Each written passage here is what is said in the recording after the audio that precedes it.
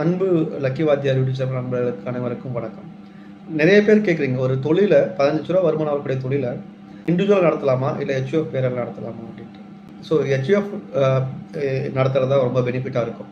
ஏன்னு சொல்கிறேன்னா, நீங்கள் வந்து இண்டிவிஜுவலாக நடத்தும் போது சம்பளத்தை நீங்கள் எடுக்க முடியாது. ஒரு தொழில் நடத்தக்கூடிய முதலாளி வந்து சம்பளத்தை எடுக்க முடியாது. அதே சமயம் நீங்கள் ஹெச்யூஎஃபாக இருக்கும்போது ஹெச்யூஎஃபோட கர்த்தா வந்து பிஸ்னஸில் வந்து எம்ப்ளாயியாக இருக்கிறதுனால அந்த ஹெச்யூஎஃபோட கர்த்தா வந்து சம்பளத்தை எடுத்துக்க முடியும். அது அவரோட இண்டிவிஜுவல் டேக்ஸில் வரும்.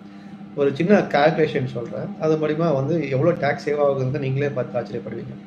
இதே ஒரு 15 லட்ச ரூபாய் வரக்கூடிய வருமானத்தில் 2 லட்ச ரூபாய், அதாவது 50,000 ஸ்டாண்டர்ட் டிடக்ஷன், 50,000 ரூபாய் ஏடிசி டிடக்ஷன், அதாவது LIC, post office saving scheme இந்த மாதிரி போட்டு பண்ணும்போது உங்களுக்கு வந்து 13 லட்ச ரூபா டேக்ஸ்.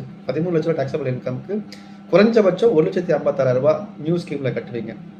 இதே நீங்கள் ஹெச்யூஎஃபாக பண்ணும்போது சேலரி பிரிஞ்சிடும். தோராயமாக ஒரு 50% சேலரி கொடுக்குறீங்கன்னா அந்த 50%க்கு ஹெச்யூஎஃப் டேக்ஸ் கட்டுவார், 50%க்கு வந்து கர்த்தா வந்து கட்டுவாங்க.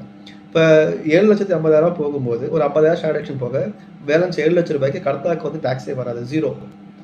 அதே சமயம் பிஸ்னஸ் இன்கமாக வந்து ஹெச்யூஎஃப் இருக்கும்போது வெறும் 10,400 ரூபா கட்டினா போதும். அதுக்கான டீட்டெயில்ஸ் நான் உங்களுக்கு ஷேர் பண்ணுறேன், நீங்கள் பாருங்கள். ஸோ அப்படி பார்க்கும்போது 1,56,000 ரூபா கட்ட வேண்டிய இடத்துல வெறும் 10,400 ரூபா, கிட்டத்தட்ட 93% வந்து உங்களுக்கு டேக்ஸ் சேவ் ஆகும். ஸோ அப்படி பார்க்கும்போது எல்லா பிஸ்னஸுமே வந்து இண்டிவிஜுவல் பேரில் நடத்தணுங்கிற அவசியம் கிடையாது. சில பிஸ்னஸை வந்து க்ரோத் ஆகும்போது ஹெச்யூஎஃபாக நடத்துறது வந்து பெனிஃபிட்டாகவும் இருக்கும். ஸோ உங்களுக்கு ஃபர்தர் டீட்டெயில் வேணும்னா நீங்கள் எனக்கு கேளுங்க, நான் உங்களுக்கு கைட் பண்ணுறேன். தேங்க்யூ.